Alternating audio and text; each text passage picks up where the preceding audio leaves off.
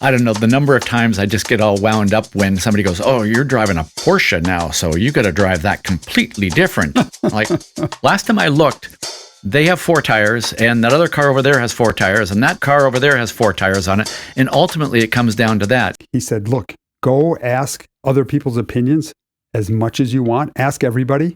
That's fine as long as you don't believe them.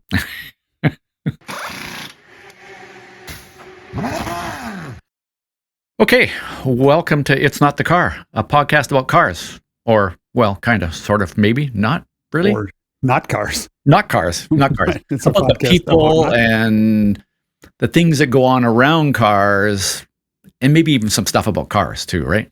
Yeah. That's how that worked, Jeff? That sounds good to me, yeah. It's pretty loose. Yeah, and especially because what we were saying the other day, we're doing this without adult supervision. Right. No Sam. Sam is not here on this episode. He's off, I don't know, doing some crazy, wonderful thing. Non-adult thing, yeah. I thought he was the adult. Oh, he is, right.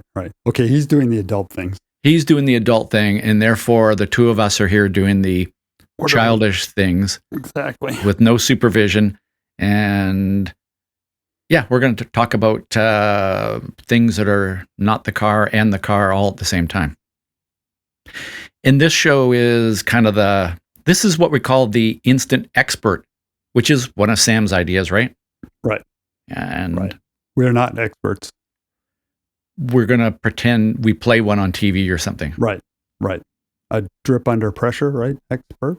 Old drip under pressure. You know, somebody told me that an expert is somebody from out of town. Right. So like if you come in from somewhere else, people go, oh, you must be special. Right. Yeah. Right. It's like the old, back in the day when there was British Airways, mechanics who were mechanics in Europe would fly over to America and get here as a race engineer. I'm a race engineer, and they had that British accent. So we used to say they got their race engineering degree on BA on the flight over. Yeah. I guess, are we supposed to intro ourselves? Yes, I'm Jeff Brown. Hello, everyone. I'm a strategist at AWA and helped those guys on their IMSA program lately, and been race engineering for quite a few years. Did you get your engineering degree on an airplane? No, I got it at the Milwaukee School of Engineering. Wow. Yeah. Huh. Somebody asked me a while back, I had to produce my diploma, and I'm like, really? I have no idea where that is. No. Why would you need that? Anyway. Actually, I was helping a guy who's coming from New Zealand to come here, and he was trying to get his green card or something. I don't know exactly how that works. You know better about it than me, Ross. And he had to prove that he was working with an engineer here that was somehow required. And so I was helping the guy out, and I had to sign some immigration thing that's saying he's working with me and I'm teaching him and stuff. But part of it was I had to prove that I was a professional engineer, and part of the proof was my diploma. And I'm like, whoa, I haven't seen that in 40 years. Wow, that's cool. Yeah. So I'm Ross Bentley, and I'm a driver that I graduated and have a diploma from the University of just driving around in circles. Hard knocks or something like that. Yeah. Well, wouldn't that be cool to have a degree from the University of Knoxville, the sprint car track? Right. Yeah. Cool. That'd be cool. Yeah. So I coach drivers and drive. I actually drove a race last weekend. That was pretty cool. Because it was really fun, because it was raining and then it was drying and then, mixed conditions. My favorite. And we should do a whole show on just driving. Have we done a show on driving in the rain? I think we have. Oh, okay. Yeah, okay. We could get really fine, because the cool part about it, like you say, is the changing conditions. Dry to wet, wet back to dry. I think that's... So I just did a masterclass webinar on driving in the rain. And I talked about it in there. So my wife gave me a book a few months ago, because we like Hawaii and we love going to Hawaii and we love the Hawaiian culture and everything. And she gave me this book, and it's like, the book is 2 inches thick, and all it is Hawaiian names and phrases for different types of rain. Like they have all these different names and phrases for rain, and some of it's kind of where it is, and some of it's the kind of rain it is, and all that kind of stuff. And so I started thinking about it as a driver and going, there are different types of rain. And absolutely, I actually identified like 5 different phases of rain in this masterclass I was doing. So, and then I got to go and test it out this past weekend at Sonoma in a lucky dog race, which was just a hoot to do. So that's anyways, cool. Yeah, that's cool. Sounds like fun. But that's not what we're talking about today. Oh, no, we're not. Yeah. We're going to talk about this Instant Expert show is around bringing you who are listening. Well, the 2 people that are listening to this show, I think that's what it is, right? Right. Maybe 3 on a good day. Right. And helping you understand a particular topic and give you a deeper understanding. Hopefully we know enough about it to do that. And maybe even get into the why this even matters. So there's part of it is that, and then hopefully entertain you enough with a couple of stories that if you already know everything we're talking about, you're not just going to go, oh, geez, this is really boring. That hopefully will entertain you a little bit as well. So what do you think we should pretend to be experts about, Jeff? Well, let's do new cars. Like meaning I just went down to the dealership and bought a new car? If you're going to take it to a track day, yeah. Oh. It's so people, for sure, I've had the experience of having to race engineer, it sounds like a job. Yeah. I've had the luxury of getting a new or different type of race car to engineer over the years. Drivers have had new car. They're driving this car one weekend and the next weekend they're driving another car. Or you have a track day car and you've bought a new one or moved to a different class, or you're driving your buddy's car this weekend and you've never driven your buddy's car and it's different. Or you've done some major modifications, got all the suspension or brand new tires or something. So the car is, quote, new to you. It's a significant change. And a lot of people struggle with, how do I adapt to that? This is, what do I do from engineering? What tire pressures do I run on my new car? I know my old car really good, but I have no idea about my new car. And I'm sure for you, Ross, drivers are the same way. It's like, oh, I've never driven this car before. Man, I don't know what to do. Well, why don't we just talk about that? Yeah. So why don't you just like answer the big question of the tire pressures? Like, okay, my old car, I ran 33 PSI in the front and 34 in the rear. What do I run in my new car? More. Good. Or less, right? Sometimes? And sometimes less. Okay. 51% of the time, more. 49%.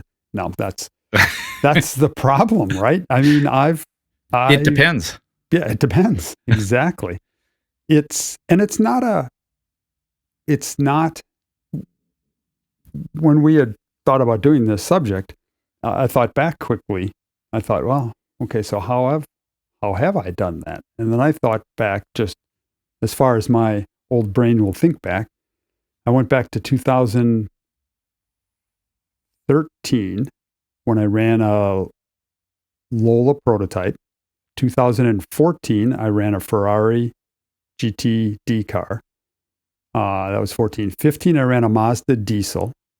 16, I ran a LMP-C car, open prototype cockpit. 17, a Porsche GTD car. 18, a Orca LMP2 car in the DPI class. 19, a Nissan Ligier in the DPI class. 20 was COVID, and I ran a Mercedes during COVID. 21, an LMP3 Ligier, and 22, the same car 2 years in a row for the first time. Yeah. So that winter between 21 and 22, yep. you basically just laid around and did nothing, right? Vacation, right? Vacation, yeah. Well, like most years for you, right? Yeah, right. No, and so it's like that kind of became the norm for me. So one of my favorite books that I've ever read is Adrian Newey's book, How to Build a Race Car. Mm-hmm. And he goes through like all these different designs and all the cars that he designed and developed through the years, from, I don't know, early Marches and Indy cars up to all the Red Bull Formula One cars. And the book is fascinating to me, but the most important thing that I got out of the book was just how he thought about, okay, things are different now.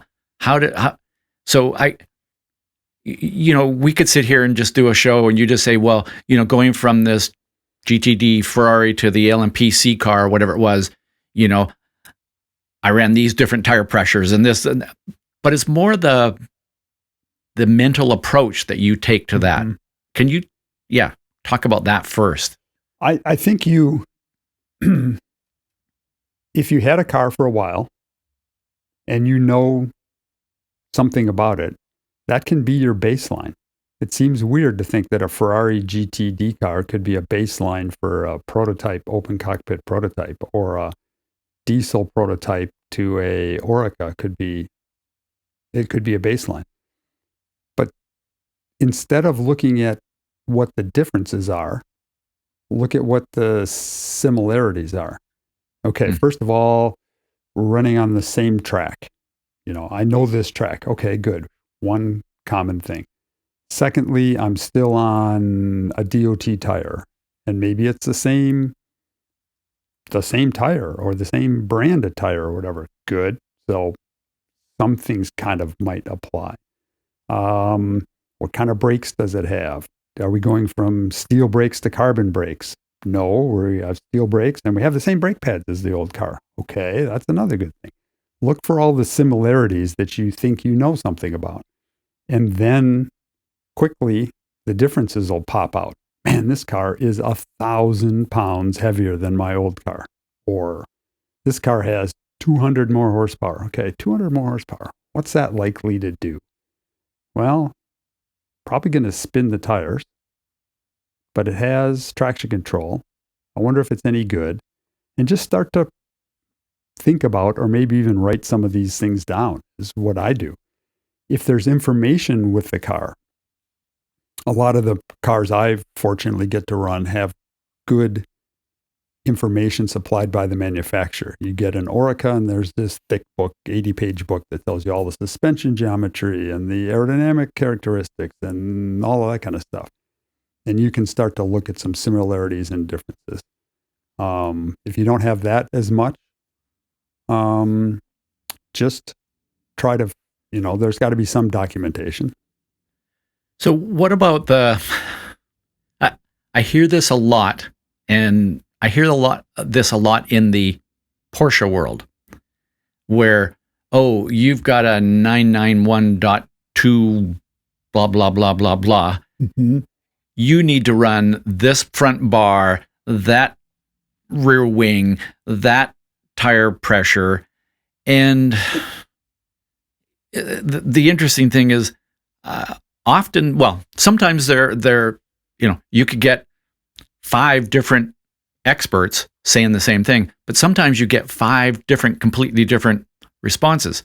And I guess the question is, let's say I've been doing track days in a E92 M3, and now I go and buy a new Porsche Cayman GT4, whatever.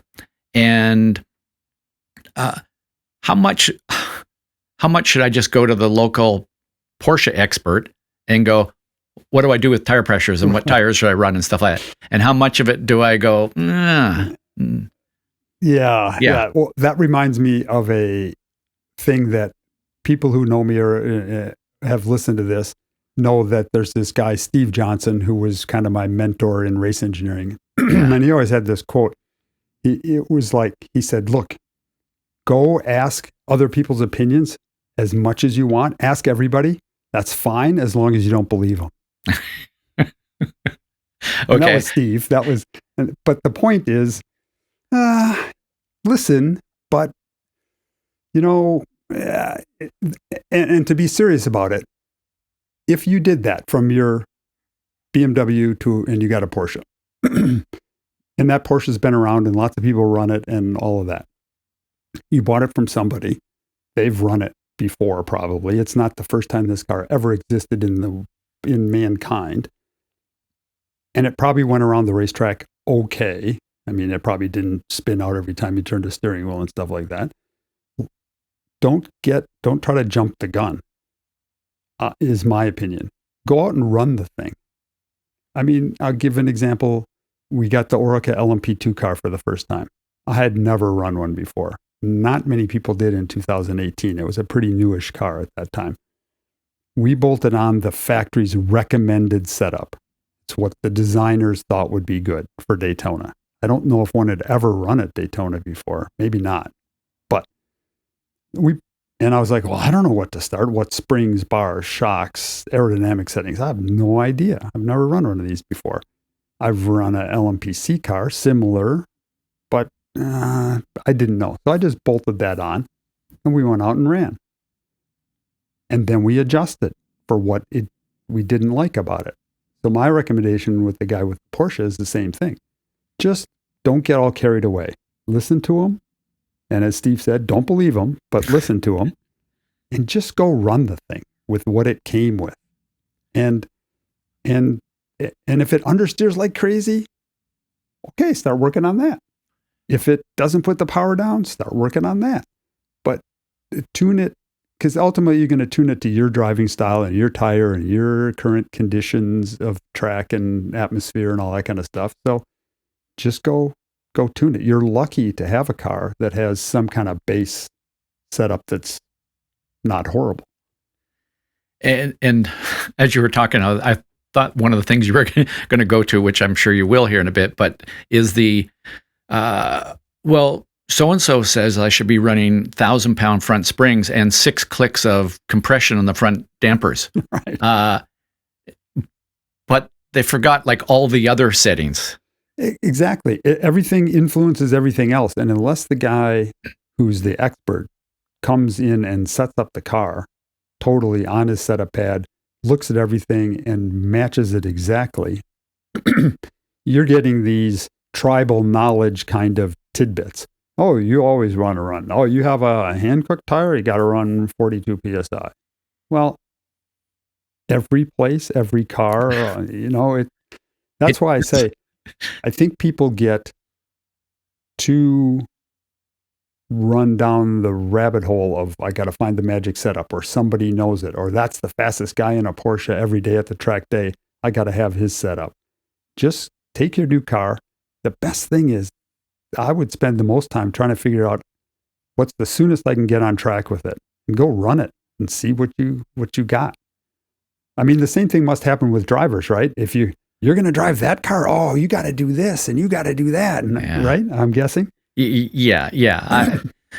I don't know the number of times I just get all wound up when somebody goes, "Oh, you're driving a Porsche now, so you got to drive that completely different." Like last time I looked, they have 4 tires, and that other car over there has 4 tires, and that car over there has 4 tires on it, and ultimately it comes down to that. And you could take you could take 100 different cars, and you're going to get some that are front engine, some are rear engine, some are mid engine, some are front wheel drive, some are all wheel drive, some are rear wheel drive, and there's going to be as much difference between 2 rear wheel drive cars as there is between, for example, a rear wheel drive and a front wheel drive car. Mm-hmm.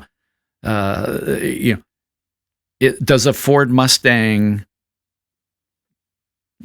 track prep car, does it respond the same way as a Porsche 911? They're both rear wheel drive cars. Right.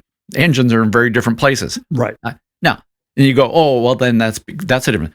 But I've take a BMW, an M3, engines in the front, it's rear wheel drive, get into a Mustang, engines in the front, rear wheel drive, and they respond differently.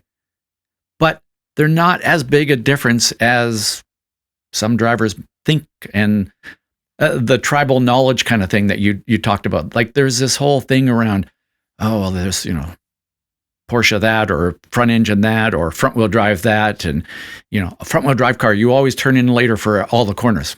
Nah. No.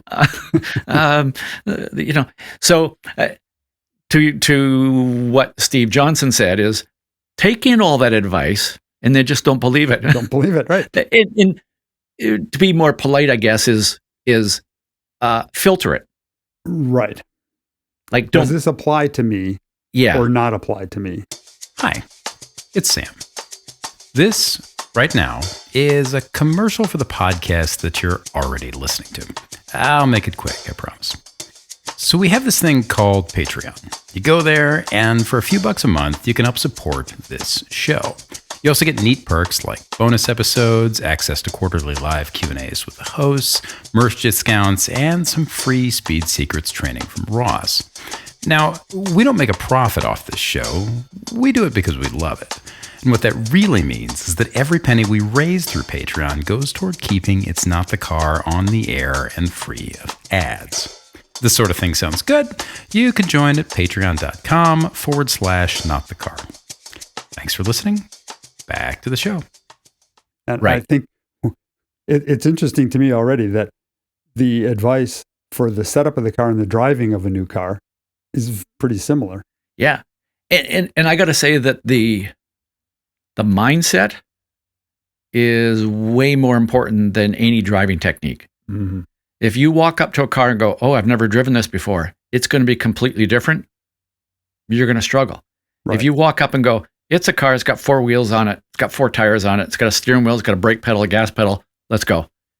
And you go out and you just drive it and you sense it and you feel it and you adapt to it that way, you're going to be way better off. I just had this thought. My first thought was it would be really cool if you could blindfold you, for instance. If you could go... By the way, most of the time I am blindfolded. Okay. I feel that's the way I'm going through life. Work perfect. Yeah, my idea here. If you could go drive a car, drive the BMW around the track, and then you'd get out and they'd blindfold you and walk you over to a new car, a Porsche, but you don't know it's a Porsche. And you'd sit down, take the blindfold off and drive. Problem is you'd know it was a Porsche the minute you grabbed the steering wheel and could see. Or listen to the engine. Yeah. Listen to the engine. Yeah. But what about this? This just popped into my mind. So this is probably, we might have to delete this part because it might be stupid, but simulators. Well, we'd have to delete all the rest of it. Right. The podcast would be 1 second. Yeah. In a simulator, I wonder if there would be a way where you could use the vehicle model, the computer model of a BMW and a Porsche, but keep the cockpit the same so that the view out looks the same. So you have this generic steering wheel and this generic dashboard and view A-pillars and stuff out. But suddenly you're driving a BMW for 5 laps and then you just click a thing and now you're driving the model, the vehicle dynamics model, which are pretty accurate in the simulators today, of a Porsche. And your goal is just to feel the tires and get the most out of it. That's not a stupid idea. I think it's a brilliant idea. And I think if you set up the view where, because you can adjust the view of what you're seeing in the cockpit. Because sometimes you get into iRacing or a set of course or whatever, and you can see by the dash and the steering wheel and everything that it's a Porsche or a BMW. But if you move that view forward enough that you're kind of just seeing the windshield, and it's kind of hard to see what's in front of that a little bit. You could do that as long as somebody else was helping you and making that switch and not telling you what you're getting. You could do that. And I think it'd be a brilliant way to practice. Yeah. And so, I was thinking about this going into this going, okay, well, what is it? Like, it's one thing is to say, well, just go and feel the car, sense the car, okay, what does that mean? I'm going to say the very first thing is you go on track, you drive, and as you get to a brake zone, you apply the brakes, and it's like, what's the car doing? Does the car brake really straight? Or does it kind of wiggle around? What does that feel like? Does it feel like, this is a hard thing to describe, but there are cars that feel like in the brake zone, the thing's standing up on his nose. And there are other cars that feel like you get in the brakes and the thing is like it hunkers down in the rear. That's a technical term, hunker, isn't it? Yeah, no, but it's a good, I love those terms because that describes a lot. Yeah. So there's that feeling like, okay, so, going from, and we started with going from a BMW to a Porsche, or from a Porsche to a Mustang or to a front wheel drive, a Honda Civic Type R, so whatever. So what does it feel like in those brake zones? And that's the first thing. And the first thing, or part of that, is then you go, how quick should my initial application be? Is it a really quick up to maximum, or do I need to kind of squeeze into that? I just drove this car this last weekend where if you got into the brake pedal just a little too quickly, it's like the ABS. It's not quite ice mode, but it's kind of almost that where it feels like there's nothing going on. Mm-hmm. And then partway through the brake zone, all of a sudden they come in. So it's like, well, okay, I have to tip in or squeeze into the brakes a little more gently and then apply more. Other cars, it's the opposite. Like you just need to like get on the pedal and pound it and hold it down. So that's the very first part, is just how does the car respond in the brake zone? And then to me, the next thing, and this is probably the biggest telltale, is what does the car do? How does it respond? And what does it tell you when you initially turn into the corner? And, there's a certain rate of turning the steering wheel. You could try turning really quickly. Then you can try turning a little more gently, kind of bending it into the corner. And you kind of go, okay, what does that do? And then the biggest thing is, how does it respond to your brake release? As you turn into the corner, if it feels like the car isn't turning as much as I want, you trail brake a little bit more. Does that help? Or does it hurt? Like, is it by trail braking more, you're asking too much of those front tires, in which case you got to get off the brakes a bit. And that tells me more about a car than anything else. And I will say, it gives me the confidence. Yeah. Like, okay, once I'm in a corner, and once I'm getting back to power, I can deal with that. Right. But that whole thing of coming into the corner and going, what do I have here? And if I go, okay, now I know what this car likes, what this car will give me, that to me is like 90% of learning the new car. And I would like to say that what you just described to me is also exactly what you should be asking yourself on a car that you've driven for 5 years straight. Yeah. Right? Yeah. I mean, what you were just describing, as I'm sitting there as an engineer and going, yeah, what's the answer? What's the answer? What's the answer to each one of those? How does it feel on initial brake hit? How does it feel turning in? How does it feel at brake release? That's what I want to know. And I don't care if we've run that car for, this is my first lap or my 1,000th lap. Because if you can describe that, you're going to help with the setup of the car and with the driving of the car. It's just, I think there's just going to be bigger differences when you get in a new car, differences than what you're used to. But what you just described is brilliant, because that will give you the biggest information. We said, just go drive the car, whatever the setup is, go drive it and make adjustments. That's easy to say, but how do we know what adjustments to make?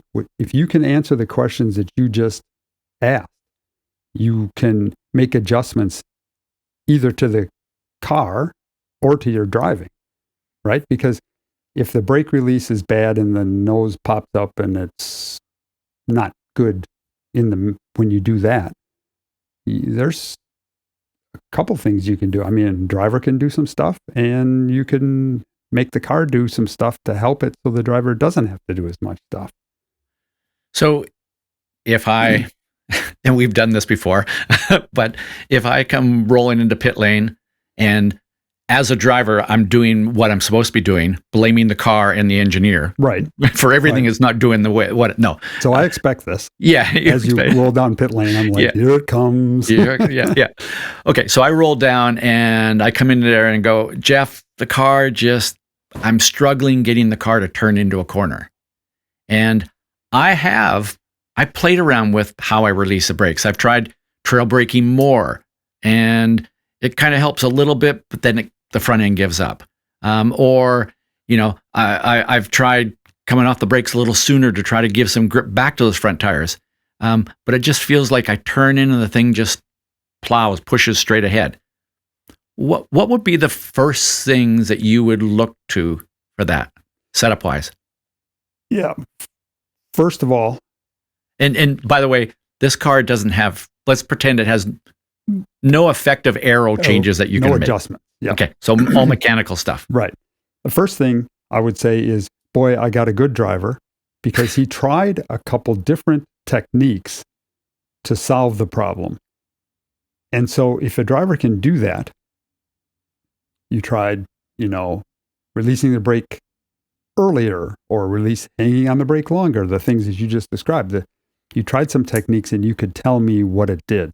That helps me more so than just I let off the brake and it's terrible. So try some things when you're out there to see what you can do as a driver. Then if you're the engineer and the driver, when you get back, think about it and write them down. Okay, I tried this and it did this. I tried this and it did that. And some things might start to become clear. If you're telling the engineer, tell the engineer, okay, so what would I do? The first thing I do is, okay, it needs more front grip. In general, it needs more front grip. I might say to Ross, is there any, so I'm thinking about how to add front grip to this car. But you could add front grip and make it worse in certain spots. You don't want to add front grip in the middle of a flat out kink when the thing's kind of little on the edge in the rear. So my first question would be, are you ever worried about the rear? Ever, ever, ever with this car? There's my question. So make up an answer. Yeah. Okay. Well, having just driven at Sonoma, and I'm going to say it had a little that understeer in turn 11, the final hairpin corner. Mm-hmm. And I'm kind of like, well, what could we do there? Should we? No, don't. Because I think if we fix that, and I've had enough experience at Sonoma that generally, if you don't have a touch of understeer there, the car is going to be loose in the carousel and turn 10. And you're going to be scared, right? You know what? And be slower. So let's say, so that I guess that would be my response is, no, I don't. I have this understeer in these slower corners, but I don't want the car to get loose in any of the fast stuff. So then I can immediately go to, we said it's a GT car and with not a lot of aero, but there's still a little. So I don't want to affect the high speed balance much. So I need something that's more low speed than high speed. So, if it's a GT car again, I'm not going to take a little wing out to help it because that's going to hurt the high speed. And we're talking about a slow speed corner anyway. So I start to look at, I need to make some more front grip. And if it's coming off the brake where the problem is, maybe I need to keep weight on it longer. The driver just can't keep enough weight on the front long enough because he needs to accelerate finally. And so I could do some things with the shocks. I could put a little rear bump damping in it. I could put a stiffer rear springs. But then I'd have to think, how is that going to affect the high speed part of the whole thing?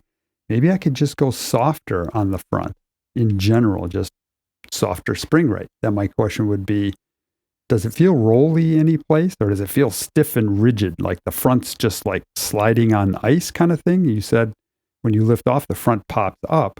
Maybe the front springs are too stiff. Does it ever feel rolly or is it, what do you think? It doesn't feel rolly. And if anything, it's kind of got that flat slide kind of thing. Like I turn the thing's just like, So now I'm really liking softer in the front some way because I'm probably not going to get a mushy, rolly car that doesn't transition well.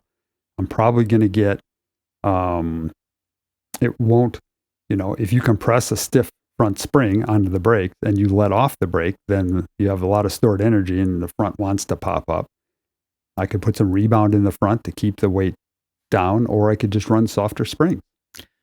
So the rebound thing, I've used that in my mediocre at best self-engineering net tracks where, because I pay a lot of attention to how I release the brake pedal, because to me that's where the magic is of being able to roll good speed into the corner. Yep. And I've done that where it's like, okay, if I come off the brakes a little sooner, the front end kind of pops up. So I add a little rebound to the front to kind of hold the front down.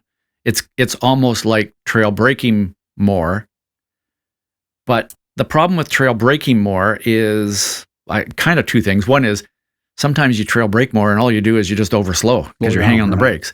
But the other part is, and this is where I don't know this, and I want you to help me understand this.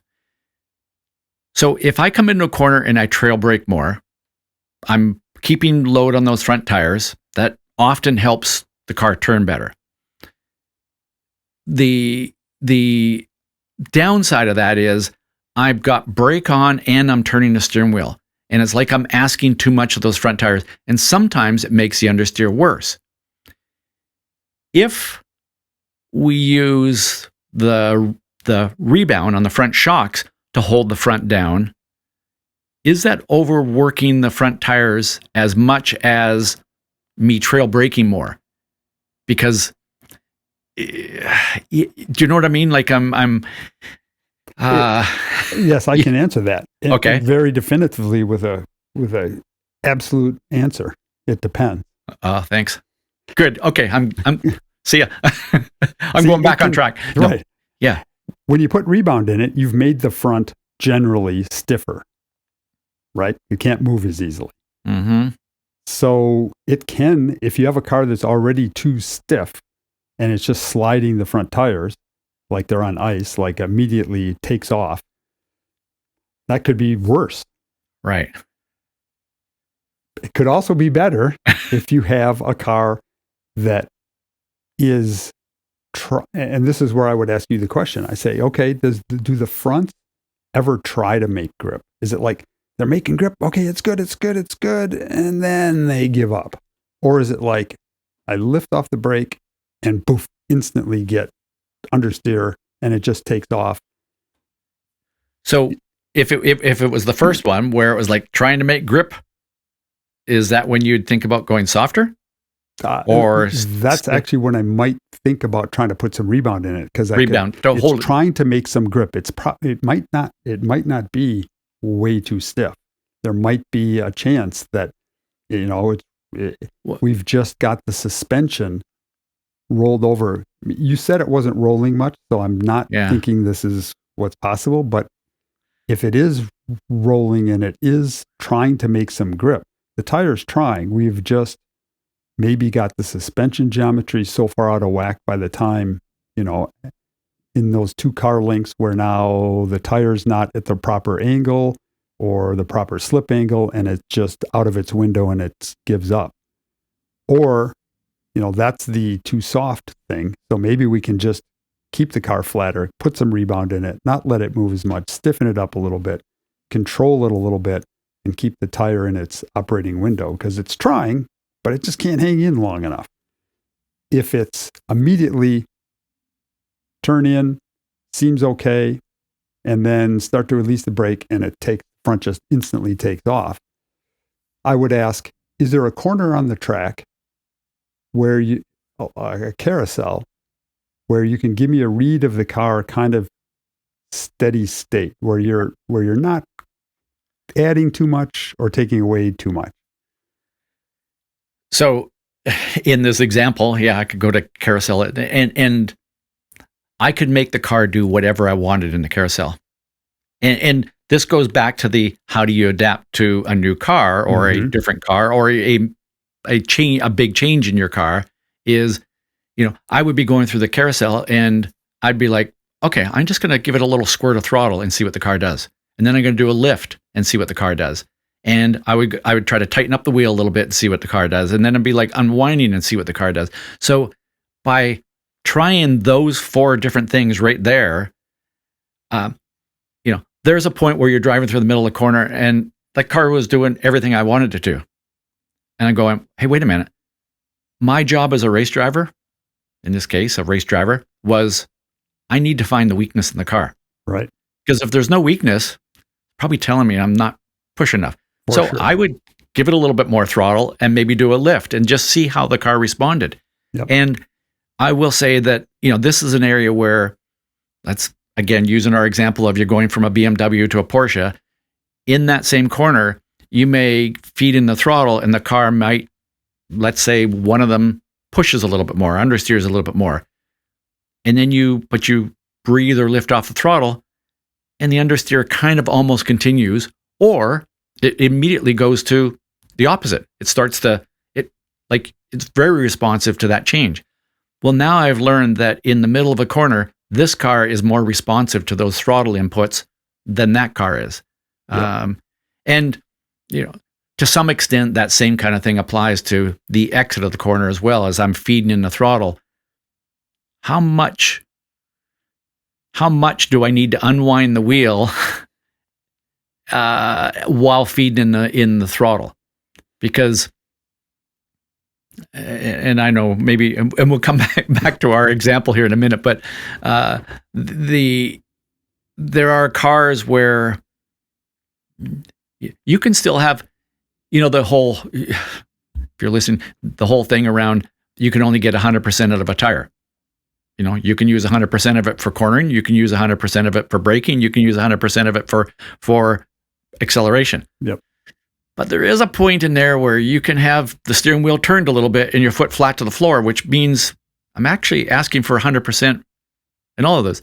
And the part of that is unless you've got 2,000 horsepower, you're maybe not asking for 100% from those tires, right? Right. And so, but the question is sometimes some cars, you need to unwind the wheel a little quicker as you're feeding the power. Sometimes it's related to the power of the engine, but sometimes it's just the overall lateral grip, right? Yep. I mean, that's we're describing here, I keep going back to this, we're describing how to feel and understand a new car quickly. I just want to make sure that anybody listening who isn't in a new car does the same thing. Yeah. It's just as important. And if you're not doing those things in your old car, try to go out and do these things because you'll be better for it. And so we're working ourselves around to how do you adapt to a new car? You don't. You do everything you do in your old car. You don't do anything different. You don't adapt to it. You just, there's going to be stuff. Try stuff. Try stuff in the middle of a corner. You're going to have to learn. There's going to be some things that feel different, that the answers are different. If you try something in your old car and it does something, and you get a new car, try that same thing. The answer might be different, but you're going to be smarter because of it. Don't go in with a preconceived notion of, okay, it's a Porsche, and I know everybody tells me that if I'm in the middle of a corner and I lift off the gas, it's going to spin out. Right. Okay, that's the Porsche. Maybe, but maybe not this Porsche. For whatever tires it has, suspension it has, or whatever, maybe it won't. Yeah. You got to try it. And keep asking yourself, what is the car doing and how is it responding? I will say, again, I keep going back to this race I just drove, and I did a 2-hour stint. And I'm going to say the last lap of my 2-hour stint, I'm coming into the corner going, what if I release the brake pedal just a little differently here? Yeah. Like I'm trying stuff every corner, every part of every corner. Yep. And so the mindset piece, the open mind part of it, and there's always more, like just keep chipping away and trying things. I guess we don't want to say that, okay, well, to adapt to a new car or whatever, just go and try things. But I guess do it in a deliberate way.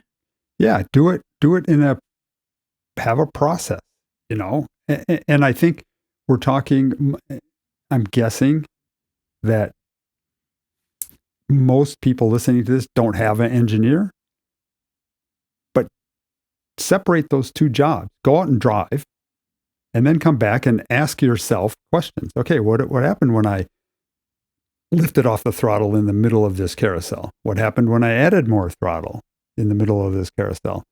And then if have your engineer hat on, think about, so if I lift it off and it's tried to spin out, what would cause that? And then now you're going to start to learn your new car, the characteristics of your new car, and you're learning it from a driving standpoint.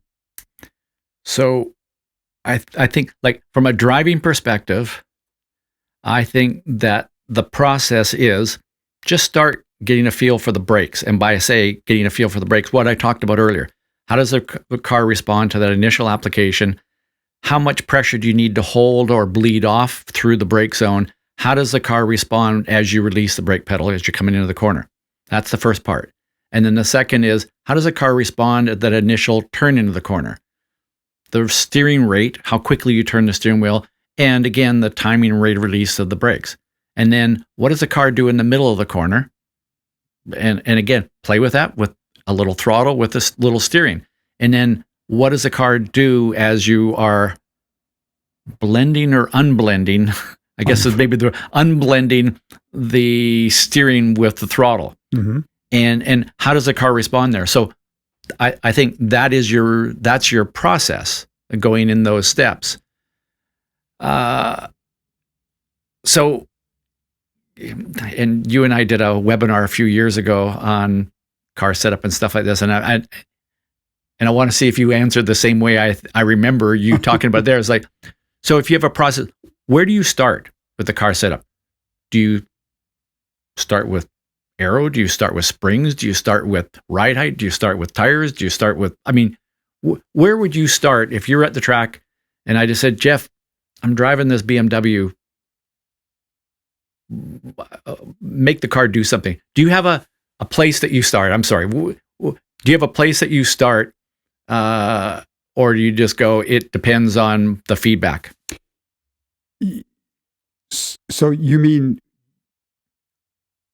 you and I walk up to this trailer and they open up the door and they roll out a thing and we've never seen it before, and you go, where do we start today?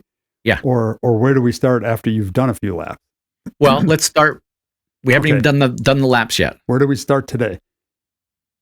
I would look at the car and try to get a basic understanding. Does it have a big giant wing and a big splitter? And is it going to be a big aero car or not? Okay, let's try to decide that. What kind of tires does it have? Does it have racing tires like Michelin? And there's a bunch of Michelin people, and there's Confidential tire, and this is going to be like Michelin's super sticky trick tire, or is this like a DOT tire they bought at Tire Rack? Okay, that's a different answer. So I kind of get a general idea of what we're going to deal with. And I would tell you, Ross, okay, Ross, we got this thing looks like let's pick it. It looks like a GT4 car from Michelin Pilot Challenge. Got some pretty good tires and it looks like it's race ready. And yeah, this is okay. This is a GT4 car. It's not GT3 or anything, but it's a real race car. So we're probably going to have pretty good brakes. We're probably going to have pretty good traction. We're probably going to have some driver controls and things like that. Go out for me. It's run before. We just bought this thing, or you're just going to drive it for the first time. Go out and get me as much information as you can. I want to know the number one thing that bothers you. What doesn't work well? And that's what we'll attack first. Probably going to have 20 things that you wish it did better. But give me 5 laps and come back with one, and we'll start there and we'll focus there. And the hardest job we'll have, the two of us, will be to focus on that one and not worry about the other 4 things that you don't like, because we can't fix them all at once. And they might be related, they might be not related, but let's just start chipping away from the very first one. So what if I come in and I say, Jeff, it's okay? I would say, Ross, you're not driving hard enough. Again, unless I looked at the timesheet and we were 5 seconds faster than the next guy in our class, I would say, go out and drive it harder till it does something. Till I show the weakness in the car. Yeah, right. Yeah. I got it. We gotta get to that standpoint. Where isn't it? And that's and in a brand new car, I get it. You're a little wary of just sailing it off into turn 1 at whatever speed. What does Sam say? I can't remember. He's got a lot of these yeah. wide open Wahoo or whatever he's got. Yeah. But anyway, sailing it off into turn one. Did you just call Sam a wide open wahoo? No. He won't listen. Sorry, to this, Sam. So, yeah. Good thing he doesn't listen to the show. Anyway. Right. Yeah. But anyway, you're a little wary of just doing that, right? So you got to work up to it. The good guys who do this often are able to kind of overdrive the car initially and catch it and not crash and screw the car up. So they actually get there quicker because they'll overdrive the car and go, oh, there's a weakness, but I'm good enough to catch it and not spin out or cause an accident. And then they'll try another thing and they'll try another thing. And I'm not saying that everybody who gets a new car and is a track day guy on the weekends can do that, but that's kind of the goal. Yeah, exactly. In the beginning, you're building the trust in the car. But one way to trust a car is never explore the limits. Then you're just slow. Exactly. And I think that kind of defeats the purpose. Well, no, not, I think it does. It does. So how do you, okay, there's my question then. It's easy for me to say, okay, I get it. It's spooky and all of that kind of stuff. How do you got a new car, you're going to a track that you know.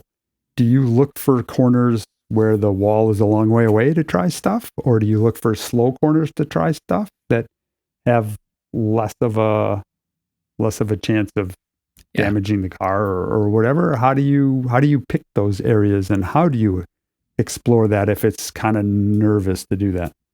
Well, again, going back to so absolutely that is the big question, right? Is where and how to do that. But going back to what I said, this process, I mean, the very first thing I'm going to do is I'm just going to get on the brakes hard early. I'm going to find the biggest, longest braking zone on the track and brake hard and a little bit early so that there's no big risk. Now, and you just touched on something really important, is certainly through years of experience, the judgment of how close I can get to where I ultimately want to end up is going to be better. If, you've done 3 track days, start that braking really early because you're not able to judge that quite yet. If it's Colin, he's going to brake early, but it's going to be like 3 car lengths early the first time. Right.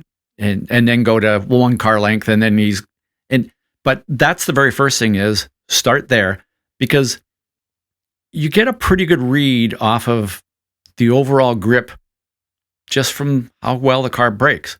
And you go, okay, and like that little G sensor accelerometer in your body goes, okay, that's like 1.2 Gs I'm feeling in braking.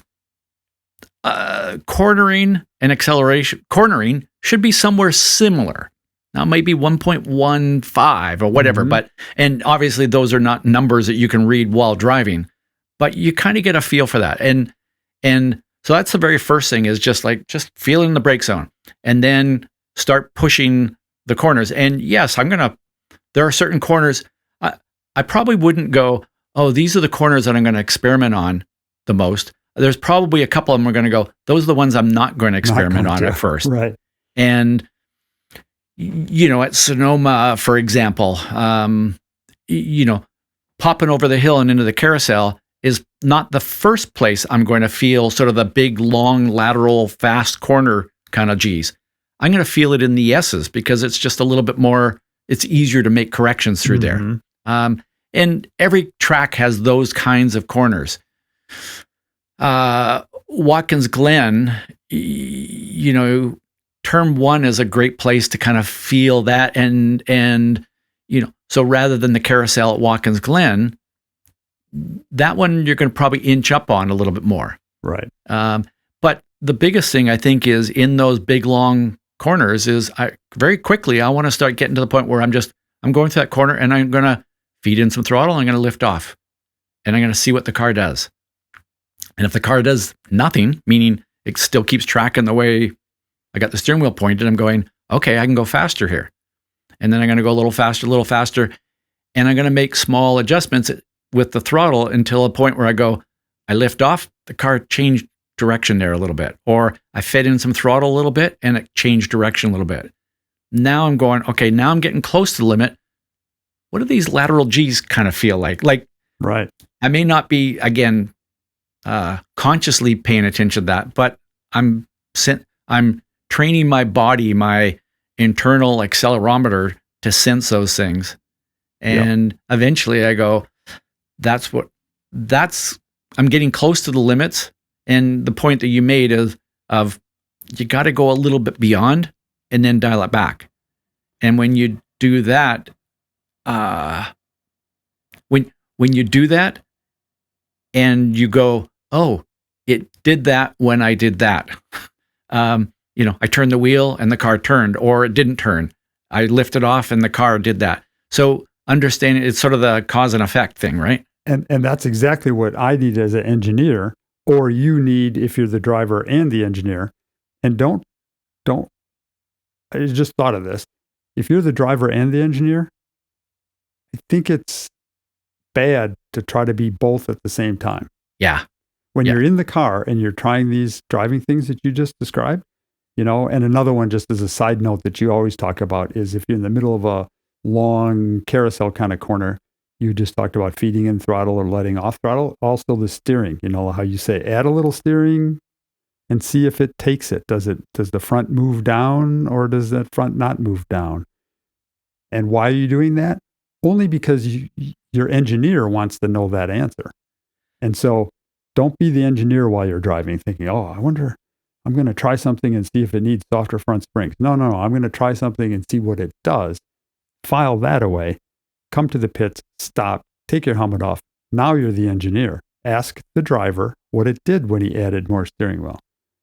And what you hope the driver doesn't say is, oh, I never thought about trying that. No, you need to try that. So but don't try to be both at the same time.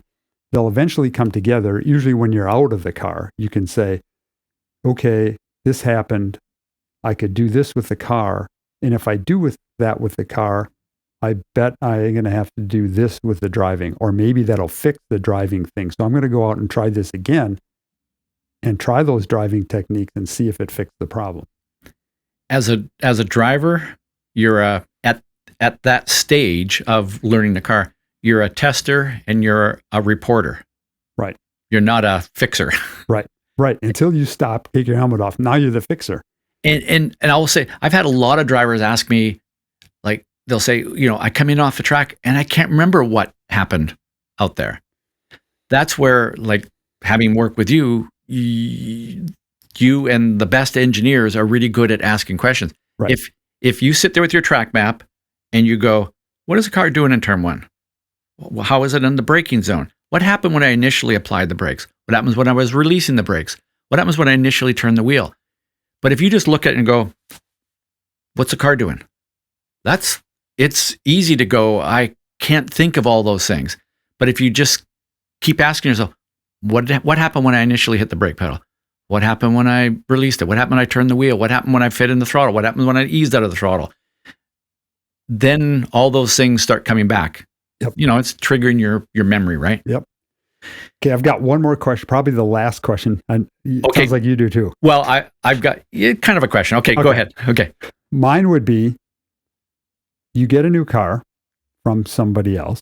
It comes with, we're going to assume you didn't just build this thing in your garage for the very first time. You bought one from somebody else. Has kind of been our theme through this whole thing. It comes with a setup and maybe a few spare parts and a spare set of tires and da-da-da-da. It might also come with some data from the data system from the old driver. And maybe that guy's, let's assume he's pretty fast. He goes really good and you're buying his car. How much as a driver, you're trying to learn this new car, do you do your first session, come back and overlay your data to his, assuming it's probably going to be slower because he's been good in it.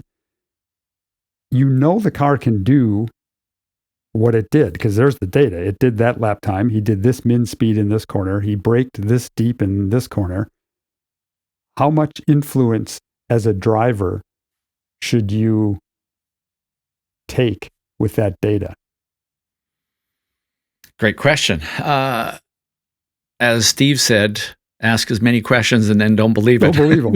But the data's there. I mean, that's pretty hard to refute, right? Right. I personally, like, I don't want to just keep going back to it depends. It depends on whether you have the discipline to take that information in and use it for good and not evil, and filter it.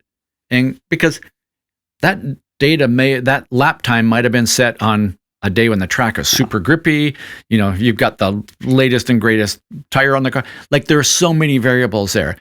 And if you get caught up in doing that, I think, well, you can get yourself in trouble.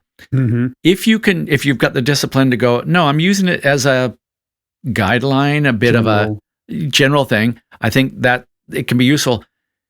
However, one of the things that I find a lot of drivers do when they overlay their data with somebody else's data is they become really good at copying somebody else. And what they haven't really done is done what we've talked about here of learning to sense what the car is doing. You're like, well, I'm going to go through that car at 63 miles an hour min speed because that other driver did that. But it's not that internal accelerometer that's telling you that. Right. It's not I know what the car is going to do when it's more likely that if you try to go through there at 63 miles an hour and you don't turn the wheel or do something with the brake or the throttle the same way that that other driver did exactly, you could find yourself off the track somewhere. So if you've got the discipline to use it and kind of go, okay, it's a bit of a guideline, but I'm going to do what we've talked about here of learning to sense the car until you're, without using that data, you're pretty darn close. Then you can start fine tuning from there. Right. That makes sense. That's how I would approach it. And that makes sense, because I was going to say, I assumed you weren't going to say, yeah, you just got to be able to, the car can do it. You just got to be able to do exactly the same trace as that guy. Otherwise, Sergio Perez over the past few years would have just overlaid his data with Max Verstappen and said, I'm going to go and drive it exactly the same way. Same thing. Yep. I talking with Colin about him and Tom Bloomquist, both of them pretty good prototype drivers. Both of them run kind of the same lap time. Yeah. But they look at data a lot together and they compare their own data. It does not look the same. Yeah. They do it in different ways. Right. Yeah. Right. So it's not, I was pretty sure you were going to say, ask for the data, but don't believe it. Like Steve said. Right. And on a future episode of It's Not the Car, we are going to show Colin and Tom's data and no, we're not. I don't think that's going to happen. No. So one last thing for you. When I asked you earlier about where would you start? One of the things you said in one of our webinars we did a few years ago was you said, start with the easiest thing to change. If all you've got is a tire pressure gauge. Absolutely. Yeah, exactly. That's if you don't have a whole rack of springs sitting there in your trailer and the wherewithal to change them. And a setup pad. And everything else. Don't worry about whether the front springs are too stiff or not. You can't change them anyway. So do something else. Yeah. All you got is a tire pressure gauge and you think the front should be softer and you wish you had softer springs and dynamic DSV 5-way adjustable dampers, but you don't. And you need it softer. Take some tire pressure out because that's all you got. Right. So it comes down to a practical approach. And then if you do that, now we're getting into really even a deeper subject, and you might get to the point where you go, okay, I've tried this on my driving. It pointed to this on the suspension. It pointed to I'm pretty convinced I need softer front something. Tire pressure's helped, but I need more help. What should I go buy? Should I buy softer springs? Should I take bump rubbers out? Or, man, I can't afford softer springs, or I don't have any, but I got these stiffer rear springs. So maybe it's just a balance shift. I could throw those in and maybe it'll balance it that way by, adjusting it that way. So yeah, keep it simple. So I guess that's pretty much, we'll wrap it up here, I guess, right? But I think what you just talked about here is part 2, 3, 4, 5 on this topic. Okay. Good. Yeah. Good. So okay. So we're pay attention. We're going to get into part 2, 3, 4, 5 on all of this stuff at some point. This won't be the last one we ever do. Yeah. I'm happy about that. Yeah. And as always, I end up learning from you. So I'm too. Far from being an instant expert, but I got a little bit more experter. Same with me. With me. It's always fun. Because we do this. I think people clearly know by now that we do this not for them. It's you and I get to talk about this stuff and bounce ideas off each other. We should do a show at some point where we talk about how selfish people in motorsport are, and we're a good example. We're just doing it for ourselves here. Right. Yeah. It's not the car. It's not. No, I'm sorry. Right. I'm not going to go there. Okay. Well, we're supposed to. Sam said, "Hey guys, you got to do the readout thing." Yeah. And you're up. And I have to do it. So I'm going to put my glasses on so I can see it, because Sam sent me the script. So I can read. I can't make this up, but I can read. So can I make fun of you while you're doing it? You can. Okay. Absolutely. Anytime. So I'm not even going to try to put my Sam impression on. I'm just going to do me. Okay. And read what Sam wrote. So It's Not the Car is written, produced, and built by us. Built? Yep. Built. Cool. Okay. It's like building a car. Okay, sorry. Like building a car, right. Written, produced, and built. Oh yeah, we built stuff. Yeah. That's cool. Okay. Mike Perlman is our executive producer. Sam Smith, who's not here, is the show's creator. Shows you what you get to do when you create it. You can just create it and bail. Yeah. And by the way, Mike is awesome. Yeah, Mike is awesome. You never get to see him, but if you've ever listened to this, which by definition you must be, nice. It's all because of Mike's handiwork. You should see what the original taping of this show was like. 6 hours of just Ross and I hacking it up, and Mike fixed it all. Yeah. If you like this episode and you'd like to support what we do here, check out patreon.com/notthecar, and you can click Become a Member. We also have a merch store with and a show site at itsnotthecar.com. The merch is cool. It is cool. Sam's done a good job there. Yeah. If you're enjoying the show, please leave a review and share it with anyone you think might enjoy it. Your recommendation makes a huge difference, and they really do help us keep It's Not the Car on the air. And Jeff, I got to say, you and I have had this experience where we're at a track, happened recently with both of us, and people come up and go, "Hey, really enjoy the show." That feels good. That does. It really does. So thank you. It makes us want to keep doing it. Yeah. So, yeah. Yeah. So as always, thanks for listening. It's always fun for us. And like I always say, have fun. Yep. Keep learning, keep having fun.